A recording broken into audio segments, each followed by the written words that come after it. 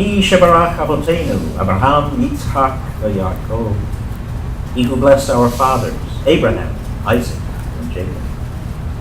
May he bless John. May he bless Slade. May he bless Johanna. May he bless Virginia. And may he bless Judy, who have come up to honor God and the Torah.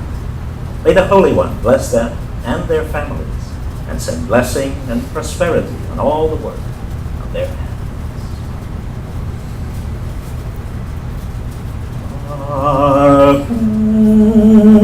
Et Adonai HaMavorach, Baruch Adonai HaMavorach Le'olam Vaed, Baruch Atah Adonai Eloheinu Melech HaOlam, Asher Bachar Banu Mikol Ha'amim, V'natan Lanu et Torato. Baruch Atah Adonai Noten HaTorah.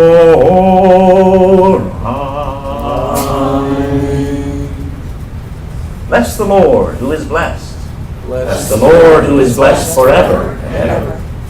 Blessed are you, Lord our God, ruler of the universe, who chose us from all peoples and gave us the Torah. Blessed are you, Lord, giver of the Torah.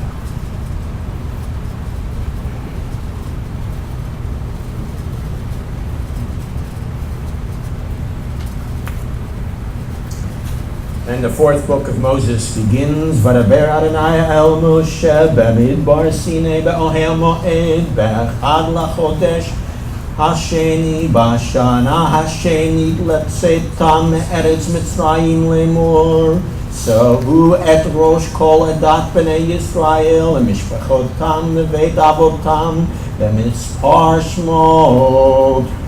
You may be seated.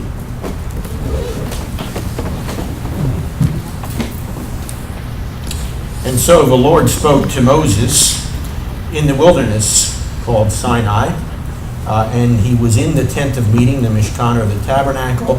It was on the first day of the second month in the second year from the time that they left Egypt. So everything is connected to Passover, as are so many other things in our lives as Jews and those connected with our community. And here's what he said. He said, usually translated, count all of the congregation of the children of Israel, but as those up front can clearly see here, it really says, and lift up the heads of all the children of Israel. I remind you every time we get to this point that too often when counts are made, people become mere numbers. And so they are diminished or demeaned. Here, when God does the counting or has us do the counting, he elevates people, raises them up, raises their heads, so to speak. And he says this counting or this census is according to your families and to your clans or your father's houses. And according to, here comes the first term for number, according to the number of your names. Names are important as well. Individual, no, let me back that up. Through our history as Jews and those connected with us, we have been known as a people, as a commonwealth, as a community. And we do things together. But in the doing of things together, no one is lost along the way. The individual heads and the individual names are still very important.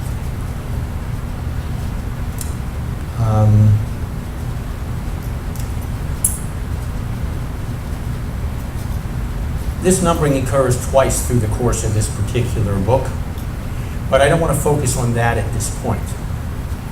I want to focus instead on the fact that this occurs Bemidbar, in the wilderness. It's the story of the wilderness journey that begins here. And appropriately, although you might not understand the connection right away, the Haftorah comes from Hosea chapter 2. You'll hear it read in just a moment. The Haftorah talks about engagement and wedding stuff. Now, what does engagement and wedding stuff have to do with the wilderness? Everything, if you will properly understand the wilderness journey, which in Jeremiah 2, God describes as his honeymoon experience with his people. And if we don't understand it that way, we've gotten the wrong understanding of what's going on. Wedding imagery is important. It also underlies the imagery that was in the words of Yeshua, the great promises that I shared with you earlier. I go away to prepare a place, so I will come again and take you to be with myself. That is wedding imagery and language yet again. We're constantly reminded as we move to the celebration of that grand wedding in just a couple weeks, Shavuot, of our relationship with our God as properly understood.